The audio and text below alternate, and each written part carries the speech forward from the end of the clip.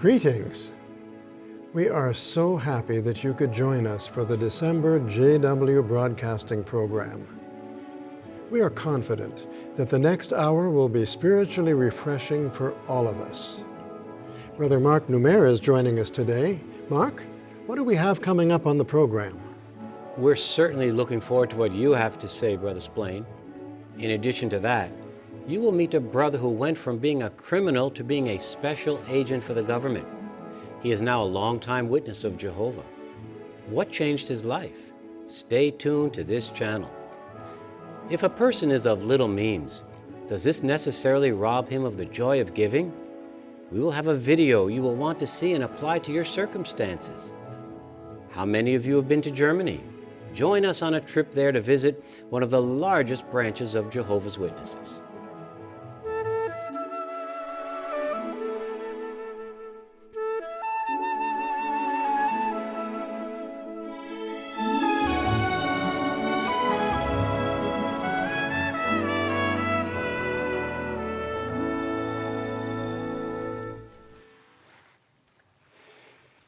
If you have seen our broadcast of the annual meeting that was held last October, you're aware of the fact that our songbook is being revised.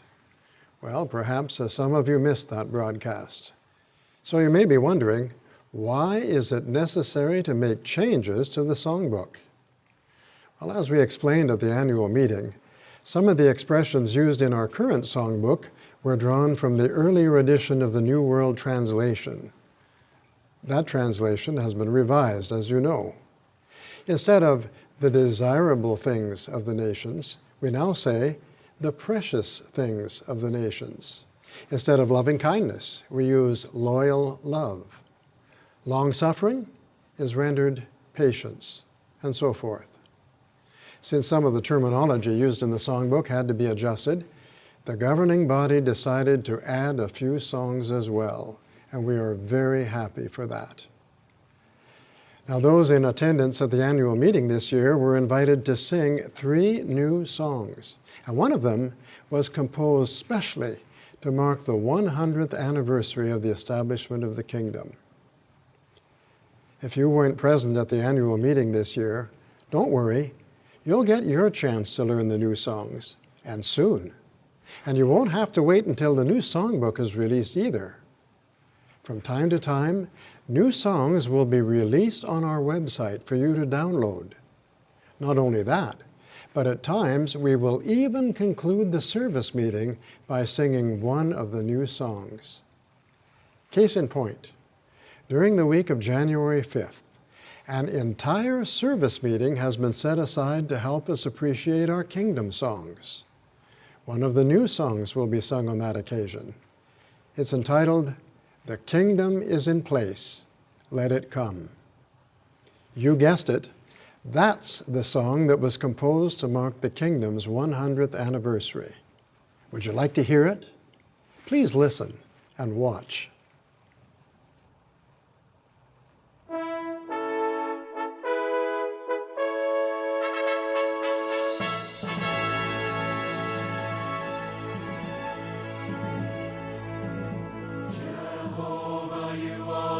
Have been, and always you will be. You've given the throne to your Son. He rules by your decree.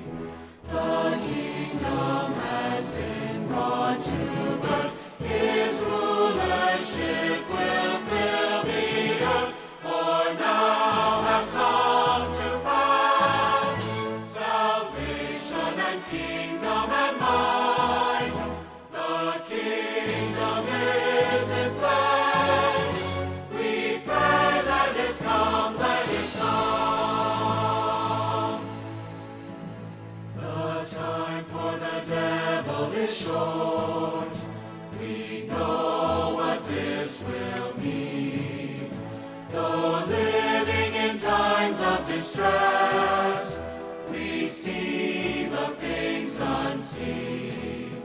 The kingdom has been brought to birth. His rulership will fill the earth. For now have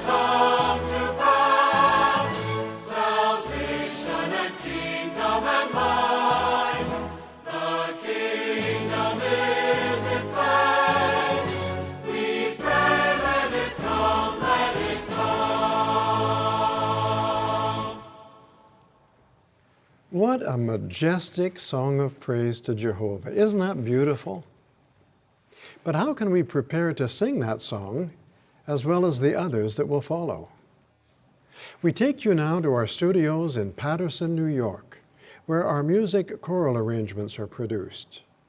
We'd like to introduce you to brothers Ted Adams and Danny Baker, who have worked with our orchestra for years. And we also have with us Chris and Susan Maver, who both have a background in music. Ted, we're counting on you and your guests to help us prepare to sing the new songs. Thank you, Brother Splain. Singing is an important, prominent feature of our worship. So we want to be able to face the challenges of singing in a congregation setting. There's a special challenge when we're learning a new song. What is that? Well, I think learning a new song is like breaking in a new pair of shoes. At first, the new songs aren't as comfortable as the ones that we're used to singing. But after singing them for a while, exerting a little effort, well, these could become our most favorite songs to sing. Now, some of us have a hard time learning new songs, but we have to remember that these new songs were composed for a good reason. It's actually a scriptural reason, isn't it? That's right. You know, throughout the scriptures, we often see an expression like this: sing to Jehovah a new song. And the Bible tells us why new songs were composed and sung, and why we should learn new songs today and sing them. The 98th Psalm in verse 1 gives us a good reason. It says, "Sing to Jehovah a new song, for he has done wonderful things." Now we think about what Jehovah is doing today with his organization. Truly wonderful things he's accomplishing to glorify his name and to help his servants here on earth. And each of us in our personal lives have experienced Jehovah's wonderful things in our lives personally.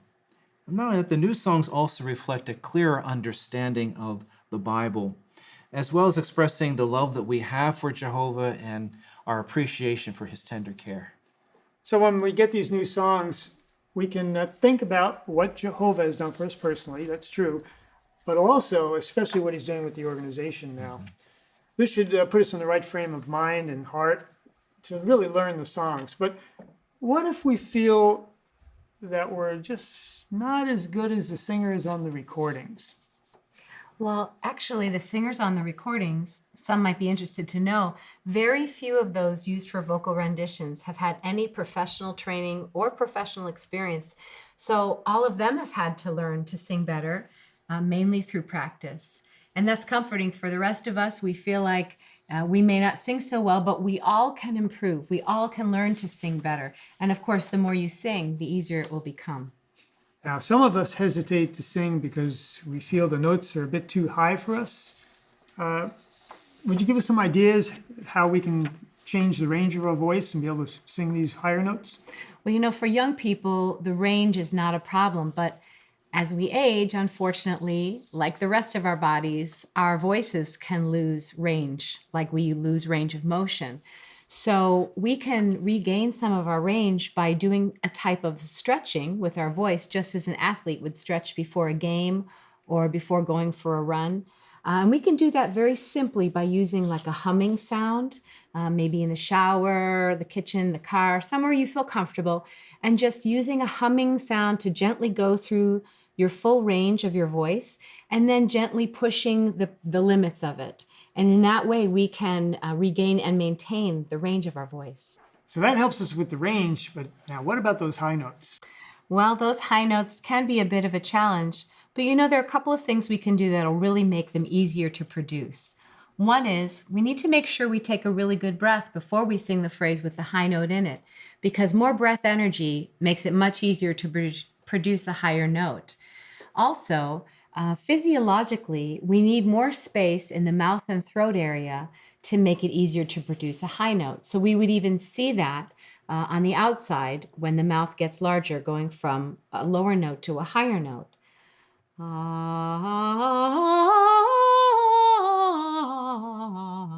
Then it won't feel so tight and it's easier to produce a higher note. Good. So those two things are take a deeper, bigger breath for the high notes, and then more space created by the mouth. Good. Well, now how does the composing team help us with some of these high note issues? Well, the composers do take the musical range of the human voice into account, including the range of unskilled singers. And in a musical composition, in dealing with high notes in particular, there's basically two ways to get up there as a composer. One is to walk your way up there, going up the scale. That's the easier method. Vocally, that's easier to get up there. At times in a composition, there are jumps from low notes to high notes, but there are jumps which are more logical musically, which also makes them more instinctively comfortable for us to sing, even if we're not trained singers. So the compositions have taken these factors into account. And I think two keys here. Number one, what Susan has been talking about is to try and develop our voices a little more. Couple that with learning the song. And if you have those two things in place, high notes are not the issue that maybe you thought they would be. You know, it sounds like the fundamentals for good singing are basically the same for good public speaking. Like the instructions we get in the ministry school textbook. Exactly, you know, maintaining good posture, standing up nice and straight, and being sure to take good deep breaths before speaking. It's very true that poor posture and shallow breathing are definitely the enemies of good singing. It's just the way that Jehovah created us. Physiologically, we have these tiny little vocal cords, but when we take a good breath and send the air through them, then it resonates through our bones and tissues, and we can produce sound easily. Good. Thanks, Susan. Good ideas on technique. Now, here's the problem that comes up during our meetings. Sometimes the piano can't be heard. The volume of the piano is not high enough. And when you fill the auditorium with voices, it just drowns the piano out. Now, how can we handle that? Well, the key to solving that problem is for the brother at the sound console to be listening not just to the piano volume, but listening also to what you referred to, how the singing is going. For example, if the singers can't stay together, or if they can't stay with the piano recording, they're either ahead of it or behind it, then that's the cue for the sound operator to turn the piano up. So the operator then has to be free to focus on the sound. Just as when you're driving a car, you have to keep your hand on the wheel and make adjustments to stay on the road. Yes, I think free for that task is the key word there. The reality is that at the beginning of many of our meeting programs, the brother or brothers in our sound department are trying to multitask with various little things that happen right at the beginning of the program. And this issue of the piano volume sometimes just gets overlooked. So at least one person back there has to be dedicated exclusively at that moment to listening to and adjusting the piano volume. And this would be especially true whenever a new song is scheduled for a program. We need to be listening to the cues or the music when it's being played. But you know, this doesn't relieve us of the personal responsibility that each of us have to become familiar with the music even ahead of time before going to the meeting. And that way we can be prepared to sing the songs when we arrive. The same way we prepare for other parts in the meeting. That's right. Well, doesn't that just put us right in mind of family worship then? Mm-hmm. Because family worship is where so much meeting preparation is done typically. So, include the music. During family worship, get the songbook out. Turn on the piano recording. Sing along. Even better, if we can play the piano or if we play guitar, do it live and sing to it live. The simplified chords are up there on JW.org that we can download. But even for social occasions, social gatherings, we can sing the songs. The idea is prepare for this part of our worship with the congregation or even for our assemblies and conventions. Yeah, you know, the faithful slave has really given us the tools to be well prepared, not only at congregation meetings, but also at these events, the assemblies and conventions. Months ahead of time, the programs are posted on the website. And in those programs are the songs that will be sung at these events. And so we can be well prepared by downloading, as you mentioned, the piano music or the sheet music from JW.org and include that in our preparation for these assemblies. You mentioned downloading a number of things, but is that hard to do? Well, they've tried to make it as simple as possible. On the home page is the Publications tab. You click on that, it brings up a tab on the left side that says Music. You click on that, and all the music products are right there. The MP3s for the vocal renditions, the piano accompaniment, orchestral arrangements. But there's also a tab for the songbook, Sing to Jehovah. If you click on that, there's a PDF tab, and that gives you all the sheet music that you need, including the simplified guitar chords. Well, you know, Ted, as simple as that sounds, we do understand that many still find navigating websites to be a challenging thing. And at the same time, we know that some of our brothers and sisters still don't own the equipment, the computer equipment, to do their own downloads. This is where the congregation, and in particular the elders and ministerial servants, can take the lead in helping everyone to have these materials. Because as we help each other that way, especially the brothers taking the lead, then this really engenders a spirit of enthusiasm, interest in this feature of our worship. It seems like we have all the tools that we need then to learn the new songs and be well prepared to sing them at our congregation meetings with the help of the elders, even as brought out here.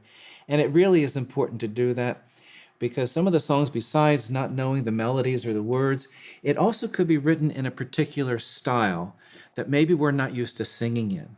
And so when we listen to the music ahead of time, then we can come better familiar, not just with the tune and the words, but also the style in which they are written. Well, Chris, because you mentioned musical style, this brings up another personal matter, I think, for many of us, and that's how we view music itself. The point here is that it's all too common in this world to just be the product of the entertainment industry with respect to our musical tastes. They're in the business of selling what you might call ear candy. Right. What that means is that anything that just quickly catches the ear and catches on becomes popular. Well, that's a very marketable product, and they make a lot of money selling it. Well, it's kind of like candy that we like to eat when we're children. And we still like it when we grow up too, but the point is when we're children, that's kind of all we want. Later on, we have to learn to appreciate and enjoy the foods that are really better for us and the ones that we really need. Well, the music that we use in our worship is kind of like that healthy food. We might not yet have the taste for it, but we need to develop it because it's there to nourish us spiritually. The governing body wants us all to sing praises to Jehovah. Just like back in King Jehoshaphat's time when the army was going out into battle, they were singing. And the scripture says they were joyfully singing praises to Jehovah. So we want to use all the tools that we have to learn the new songs and just start singing. Yeah. You know, Ted, I couldn't help but think that scriptural reference, it really indicates that those men were not at all timid about singing praises to Jehovah God. And really that sets a pattern for us today. We should not feel shy or timid about singing at the Kingdom Hall or at any of our meetings praises to Jehovah God. And certainly we have the tools now to learn these new songs and to be just like those ancient Israelites, singing praises to Jehovah with full heart and joy. What you just said, Chris, really helps to make the point that we should view our singing in worship as we view our prayers. That matter of being timid, well, prayer is not always easy. Even private prayer is not always easy. Sometimes we're praying about something painful or difficult or something that's kind of confusing at the time. So we're struggling for the clear thought. We're struggling even for the words to use in the prayer, even though it's a private prayer. But we still manage to give that prayer to Jehovah because we love him and because we want to continue worshiping him. That's why even people with limited vocabularies can still pray very successfully, very effectively to Jehovah. And maybe that's the way some of us are as singers. We're limited, but that's okay. We still do it, and we're not timid about it. We do it for the same important reasons that we love Jehovah and that we want to worship him this way. When we get to new songs, we want to be excited about learning them. These new songs express our devotion, our feeling for Jehovah. They also keep us in harmony with the greater understanding of scriptures and, of course, how Jehovah deals with us personally. Now we'll go back to our studio in Brooklyn. Thank you so much, panel. Your insights have been most helpful. We recommend that you viewers replay that discussion again before the service meeting for the week of January 5th. Well, music certainly can bring us joy. But Mark, what else contributes to our happiness? The Bible indicates that giving makes us happy. But some of our brothers have very little materially. How can we give to others if we are struggling economically? Likely we can all learn a lesson from this next video. Please watch. I love my family very much. Even though we don't have a lot, we're glad we have each other.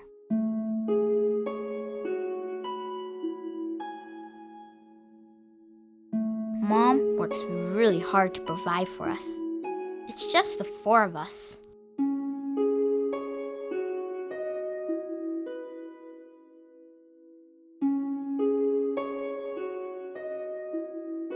We've all been feeling just a little sad lately.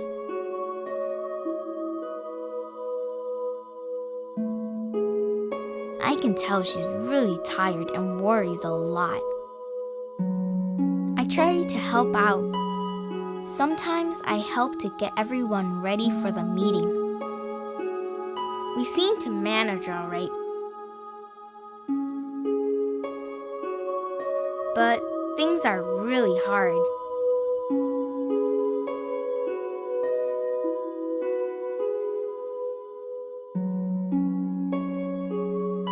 I think the elders could tell we were struggling. They came to visit us. They were so loving.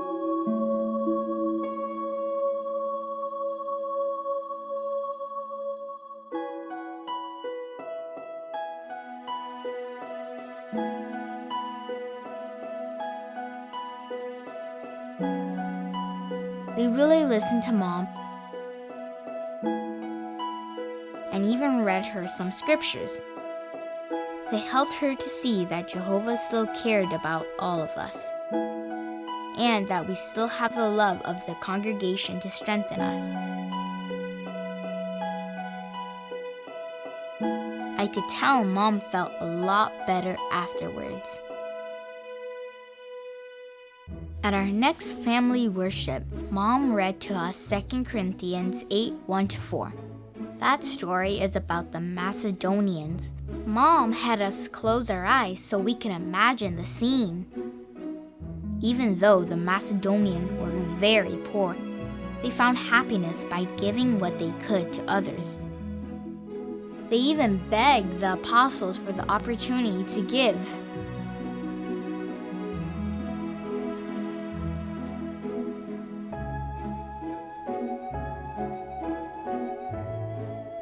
Then we read Acts 20:35, where it says, "There is more happiness in giving than there is in receiving."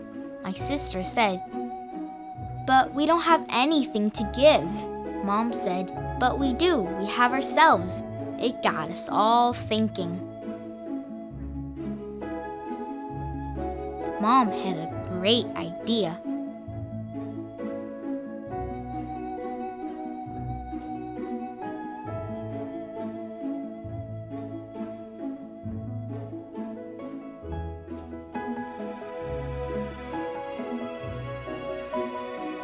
We spent the rest of our family worship making special gifts for the friends in our congregation.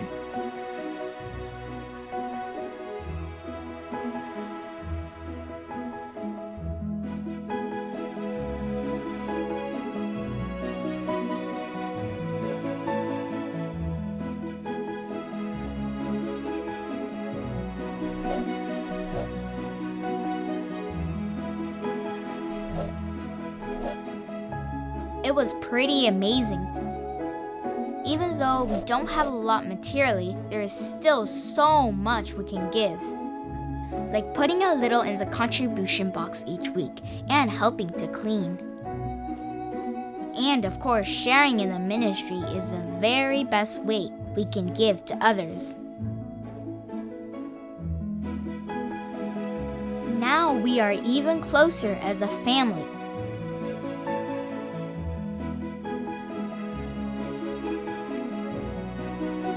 and we have learned that there truly is more happiness in giving. Even small gifts are appreciated by the recipient. You recall that Jesus commended the needy widow who dropped in only 2 small coins of very little value.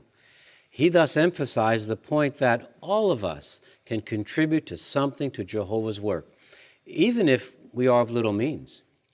In fact, that video reminded me of the time when my wife and I spent time in East Africa as missionaries.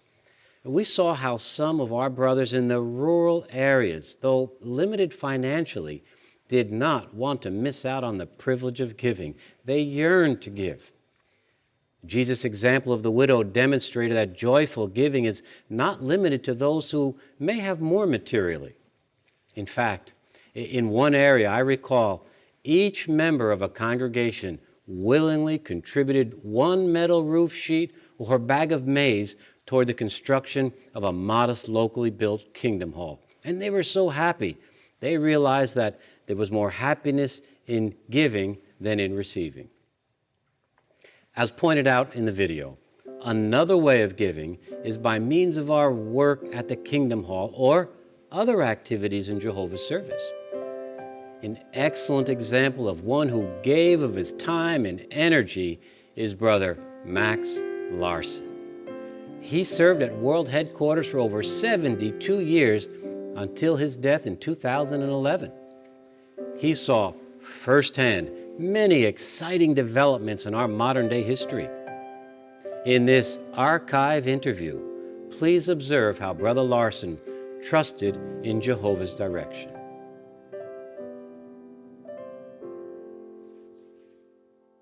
The phonograph was part of our work back at that time. Had records at the time, made the material dissolvable in water. And out in Washington State, you get a lot of rain. And 1 drop on that record, the needle hit it, ruined the record. So we had to try to keep out of the rain. And then we started playing the record and started out. It's often said that religion is a snare and a racket, and that kind of get people's attention. It served very well for it, and very fine probation for carrying on the ministry work. We used it every day now. Especially when I went into special pioneer work.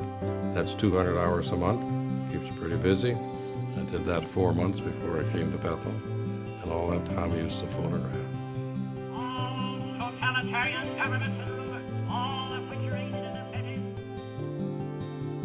Back in the Depression, they did a lot of trading. So this day I traded for books for a big bag of pears. I came home about 9:30. I was staying up in the attic beginning Paul, and there Brother Al Hoffman was one of the anointed, and he was the district overseer in that trailer. So I went over to him and asked if I'd like to have some pears. And he said, "Oh, my Pete would love to have some pears." He said, "Come on in." So he says, "Sit down." He says, "You ever think about the Bible house?" I said, "What's that?" That's what they called Bethel at the time. He started explaining Bethel. We'd sat there 7.5 hours. I thought it was so wonderful hearing about Bethel. I was so excited about it. So instead of going up and go to bed, I went up in my room, I got my paper and pencil, and I wrote a letter to the society. I asked for a Bethel application, went out and mailed the letter, and I wouldn't come back to bed. So I kept it in mind every day and in prayer to Jehovah. In 4 months, I got my call. Very short letter, only a few lines. It said, "We have your application. If you can come right away, we can use you." That's fun. So then, those days, you didn't get on a plane and ride. You get on a bus. I rode 6 days and 6 nights on a bus in the wintertime, blizzard Montana, blizzard North Dakota, and I finally got to New York. My first assignment, Brother Noah took me down to the shipping department, so he had me tying cartons for a week. And then Brother Noah came down and took me up to the press room. And he said, "We're getting a new press in 3 months. Elrod's going to run that. Now, if you can learn to run this, you can operate it." So in 3 months, while I was operator for a year and a half. And then one day, Brother Noah came down again after a year and a half, and "How'd you like to work in the office?" "Well, Brother Noah, that's the last job I'd pick." So then he started to introduce me to the type of work I had to do. And then he made a statement I never forgot and still use it. "If you want to spoil a manager, give him desk work. A manager belongs where the people are, work's being done. You go through this plant twice a day." So I learned to do that. So then I did that for his assistant, being trained for a year and a half. And then one night, everybody gone home. It's an open office. His desk about 15 feet from mine. And he said, I just got a call. Pappy just went home. I got a call from San Diego. Pappy was Rutherford had died. He didn't say any more for a minute or two. Then he said, well, he says, Max, I'll have to stay over at 124 and take care of the world. You take the factory. I didn't sleep too much that night. So I only had 3 years of Bethel experience. So then from then on, I had the factory job for 59 years. When I got the assignment to be factory overseer with 3 years experience, I needed a lot of help. They were all very helpful to me. There was 9 departments in the factory, and every department had an overseer, and every overseer is anointed. I go to them and talk over matters, discuss things. Different ones had different abilities in different fields. If it was something on the Bible, I'd go to Brother Carl Klein. He was as sharp as biblical, and others in different matters.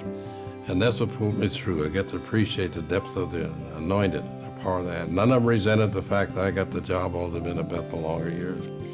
And they're very devoted. We had what we call janitors back there. They call them cleaners. These two handled the factory for about 50 years, doing all the janitor work, 2 of the anointed. And they just treasured that privilege they had. It just showed there the spirit they had of the anointed people. Always said there's no place on earth that equals being at Bethel headquarters. So I had that feeling.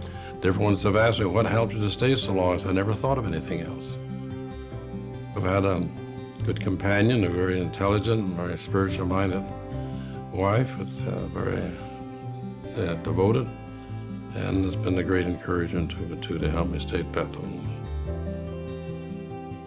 All through those years operating the factory, constantly I appreciated Jehovah's direction. I knew it was going to come out the way he intended to see that organization be built up for fulfilling what we prayed for God's kingdom to come, for His will to be done on earth as done in heaven.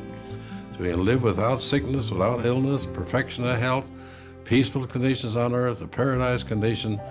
There's what our loving Father has for us, and that's the hope we have, and that's what we strive for, to be faithful, Jehovah God, to help other people learn about this. We can take a great crowd with us through this tribulation to enjoy eternal life on a paradise earth under loving rule of a heavenly government and kingdom. If you have visited World Headquarters in New York, you might have recognized some of the places where Brother Larson worked. However, ours is a global organization, and much work takes place in our many branches around the world. Join us as we visit the Central Europe branch, which is located in Selters, Germany. This is one of the larger branches used by Jehovah's Witnesses. The tour video demonstrates what is involved in providing spiritual food to people. Peace.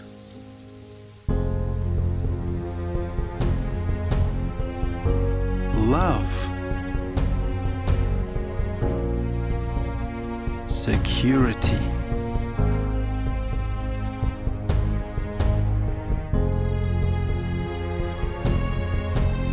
Keeping your balance. Finding support. Jehovah promised, I'm grasping your right hand, saying to you, do not be afraid. I will help you. He stretches out his hand to us every day through magazines, books, films, videos. They help us to live by his word. All this is available to us thanks to the cooperation of 90 branch offices throughout the world. One of them is in Selters. Over 30 persons translate the articles and videos from English into German. They are recorded and published on our website or are prepared for print.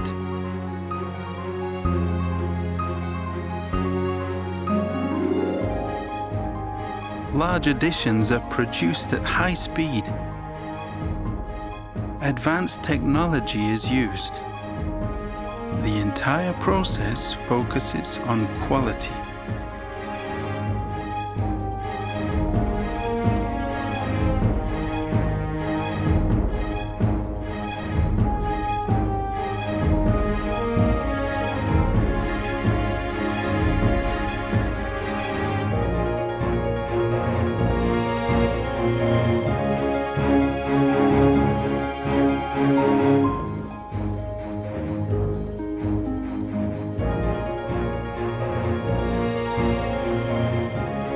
Literature for 1.3 million brothers is sent from here in 300 languages.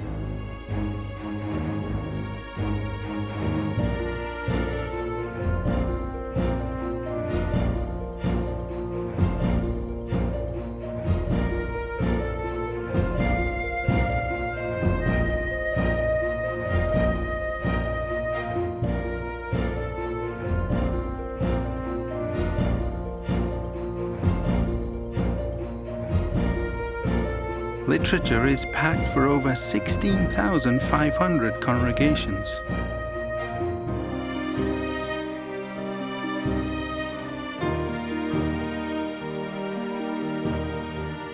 It is sent to all four corners of the earth, even to the most eastern parts of Asia. A branch committee coordinates all Bethel operations.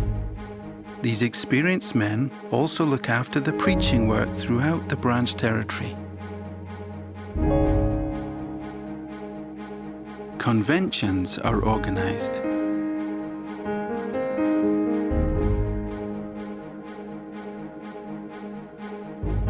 The activity of circuit overseers is coordinated. Schools are also planned. The idea behind these schools is for the graduates to lend a helping hand to the congregations.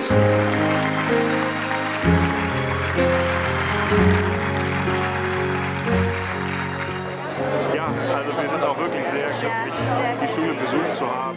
We loved the school. It was a special training from Jehovah.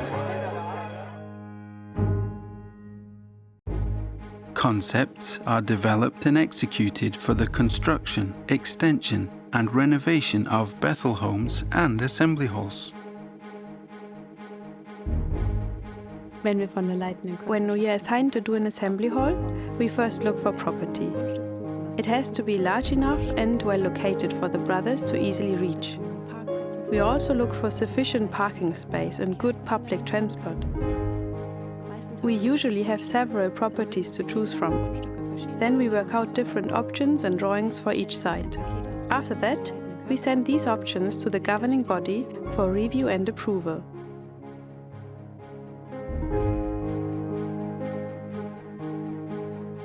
For questions on non-blood medical management, 600 brothers in 80 hospital liaison committees are available. The commitment of the brothers in the hospital liaison committees has always been amazing to me. Everything they do for their brothers is out of love and without payment. When we think of such a service, we clearly see Jehovah's hand in it.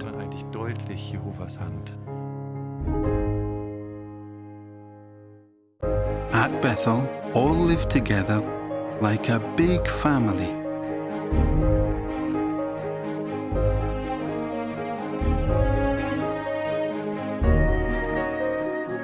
Natürlich ist das geistige Programm von großer Bedeutung. Wir freuen uns. Of course, the spiritual program is very important. We enjoy the well-prepared comments at morning worship. And then, of course, we look forward to the Watchtower study on Monday evening, when the Bethel family comes together to study God's Word. Zu studieren.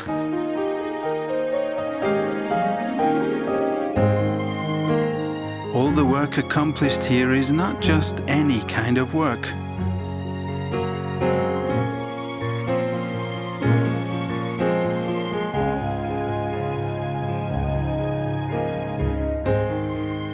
It involves loving devotion,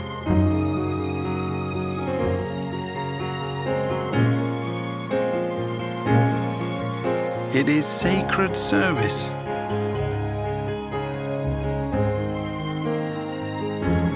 matter where one comes from, no matter what the assignment. The common goal is to promote the worldwide work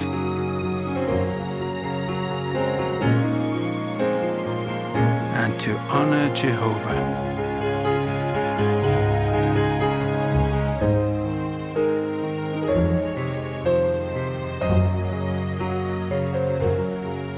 Jehovah helps us to remain strong in the faith, to reach out for His hand.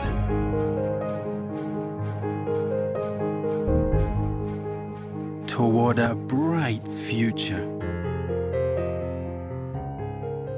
If you enjoyed that glimpse of the work in a foreign country, you'll be happy to know that on the Our Activities channel on JW Broadcasting, you will find tour videos from additional branches. Seeing how our brothers and sisters worldwide work together in unity will strengthen your faith. In this self-centered world, Satan takes every opportunity to attack Jehovah's people. Whether we have served faithfully for many years or have only recently embraced the truth, it is vital that we stay close to Jehovah and His organization.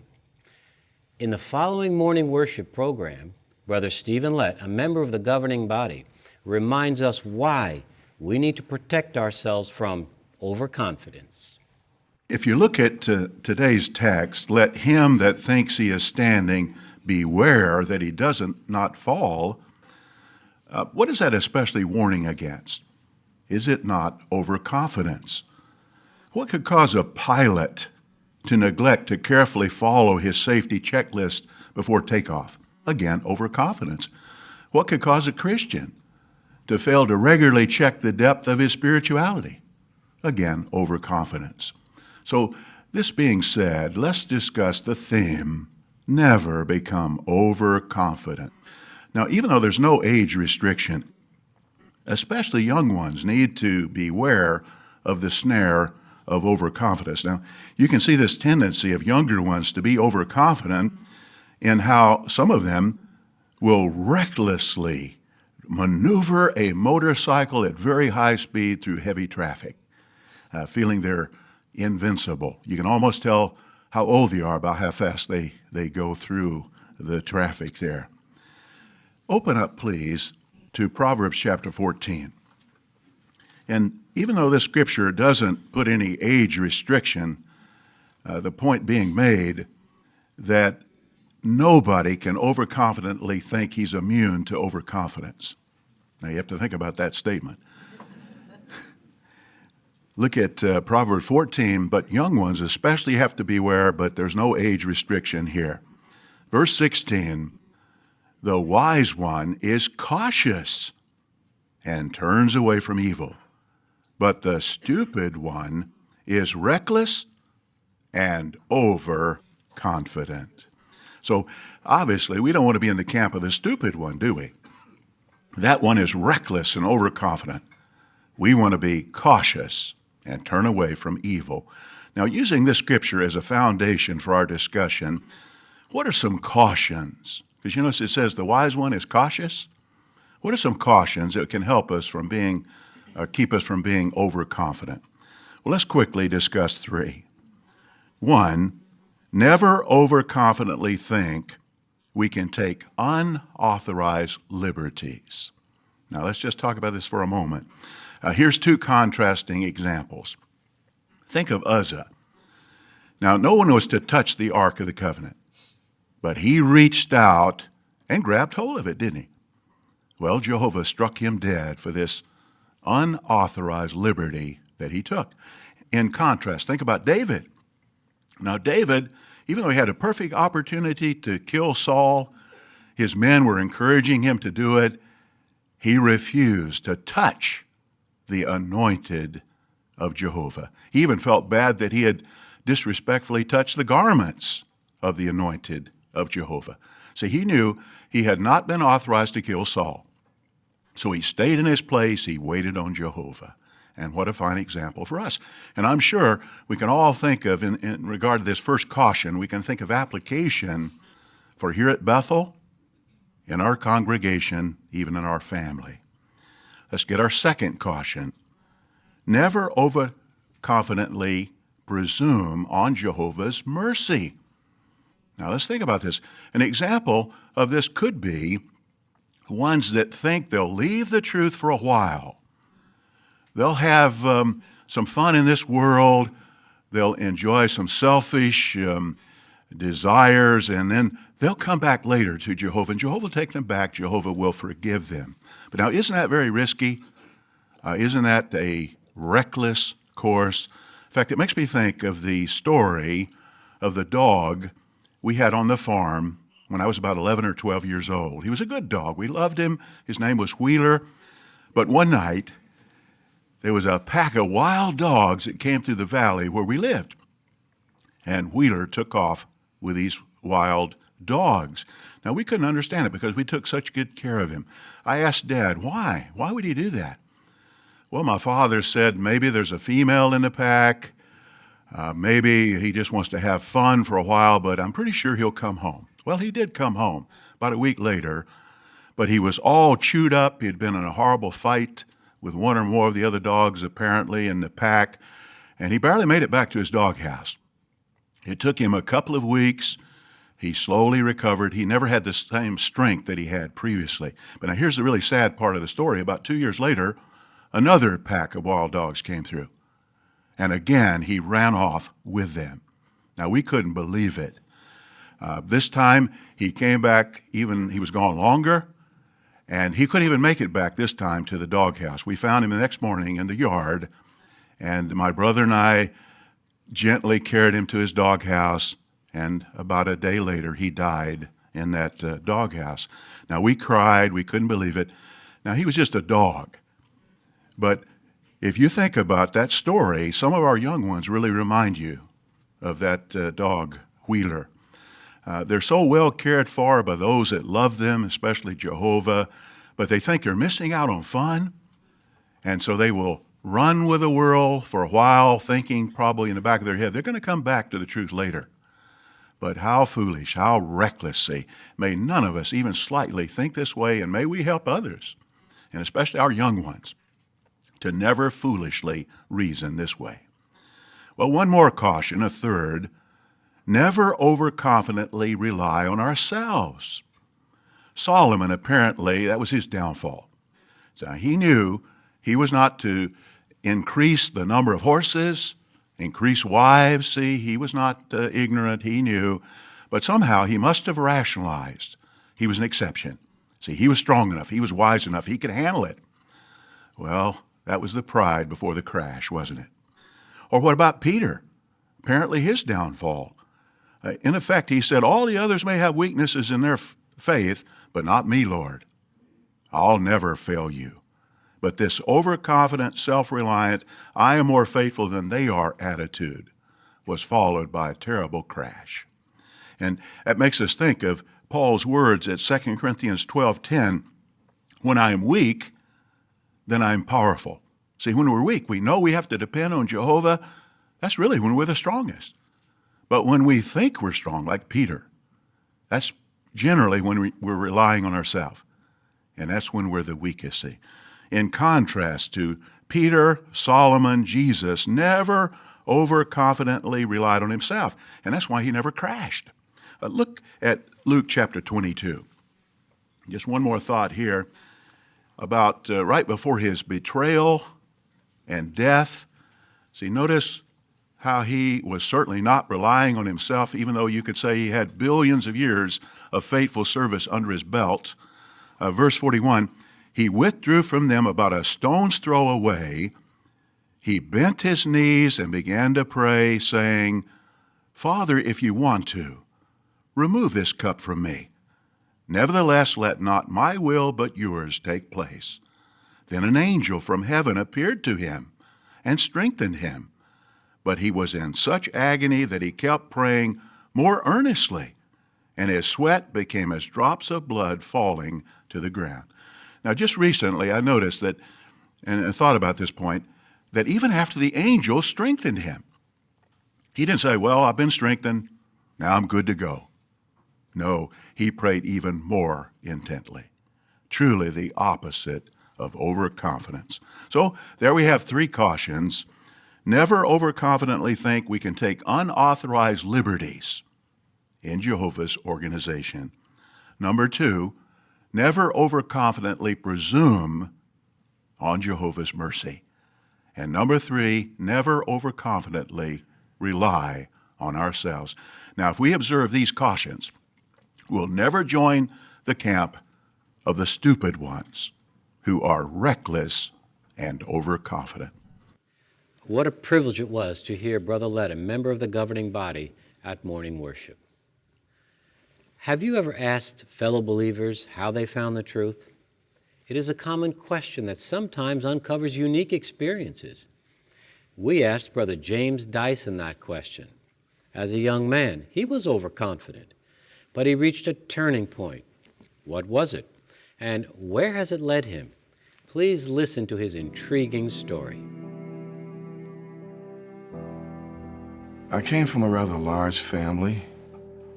We went to church from our youth on. I guess I really stopped going to church when I was a teenager. I graduated from high school in 1965. Since the Vietnam War was raging, I knew I would have to make a decision. I didn't want to fight in Vietnam because I didn't want to get killed, first of all. And I didn't really want to be put in a position where I might have to kill someone else. And so I decided that the best thing for me to do, instead of trying to dodge the draft, was to join a form of the military where I wouldn't have to fight. I worked on airplanes. Every night was an adventure. You know, when you're off base, you're either downtown with the black market, the clubs, buying and selling drugs. It was just a wild scene. After my military service was over and I was honorably discharged, I went to one of the old clubs that everybody used to go to. And to my surprise, one of the guys that I worked with in the Air Force was there. We got to talking, and right there, that very night, we devised this plan to go to Thailand and get some drugs. 2 months later, that's what we did. Just to get there, we had to go through a channel of waterways through the jungle. When we got to this one little island where this drug lord was, we picked up the drugs, and when we got to the airport, this Thai colonel in the police force, he put a .38 right here, and he told me, please, do not try to resist me. So from there, of course, we went to jail, Klong Prim prison, right there in Thailand. Life in Klong Prim was pretty grim, and so you only got fed twice a day. They wouldn't serve it to us. They would put it out in the middle of the yard, and you had to run for it. Awful. 2 months. I lost 130 pounds, and so I had to fight. It was crazy. We had this British gentleman come to visit us while we were in prison. And he told us that he was from the American consulate and that he wanted to help us. And he said, let me tell you something, you're in a lot of trouble. So as it turned out, this man was the chief narcotics agent for the whole Southeast Asia area. And he said, I want you to work for me as a special agent. And so I told him, okay, I'll try it. And then back to Okinawa, and that's where I started to work as an agent. He said, you're not gonna get paid, you're gonna have to deal drugs to survive. And along the way, I set up drug dealers who was dealing pretty big. After a year of that, and they reviewed my case and they gave me an opportunity to either keep working as one of their special agents or get out of the business. So I chose to get out of the business. I had decided that I had to change my life. I was disgusted with the way I was living. And so I was sitting in my apartment late one afternoon, and this little lady, knocked on the door, a little Japanese lady. I went to the door, and I discerned that she wasn't trying to hustle me for anything. And so I invited her in. And she was talking about God and the Bible. And she had this little blue book, the truth that leads to eternal life. I said to myself, here we go. That's when everything began to make sense. What now seems to me to be basic Bible doctrines were like bombshells to me. It was phenomenal the way that one visit changed my life that day. That very day, I knew that was the truth and that I had to stick with it. The very next week, she came, took me to the theocratic school and service meeting, and I've been going ever since. I realized that I had to change my lifestyle completely. I made rapid changes, internal changes. My whole thinking process has changed. I was baptized on August 30th, 1974. Day I'll never forget. The best thing for me to do was to return home and go to the local congregation there, where there would be, spiritually qualified men to help me to continue to grow spiritually. I really, really wanted to go to Bethel, and so I determined that that's what I was going to do. And so I made it a goal, and I stuck with it, for 5 years after I got home. And finally, I got the privilege. That privilege that was extended to me of coming to serve at Bethel has stretched out to be 35 years now. I can't believe it. Since serving here at Bethel, I've served in a number of assignments. Currently, I serve as a desk receptionist, caring for building maintenance duties, the occupants of the building, greeting guests, and just generally trying to be as helpful as possible. I think about all the good things that Jehovah has done for me and for my wife, Bonnie. It's been phenomenal. I've learned that you can't really do anything in your own strength. Jehovah, he searches the heart. He looks for people who are yearning for something better, the direction that only he can give. Sometimes I shudder at the course I could have taken on a number of occasions that would have led to, a different outcome. And so I'm very happy to be in the truth. It is absolutely the best way of life. I don't know much, but I do know this, that Jehovah is real. He's very kind and merciful. I do know that.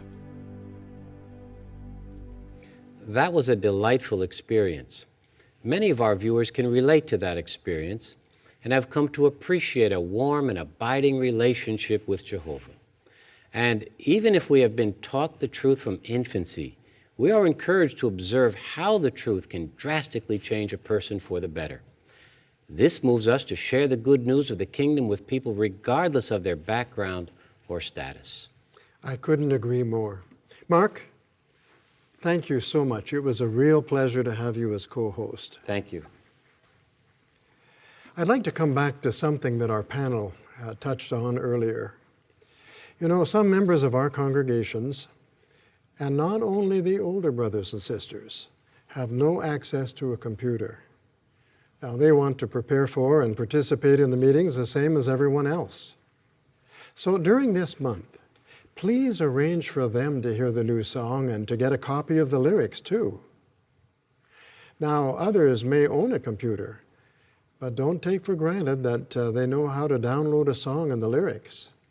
Many use a computer simply as a word processor. Now, here's a job for you younger brothers and sisters. Please make sure that they have what they need so that they can participate in the service meeting as well. Now to the elders.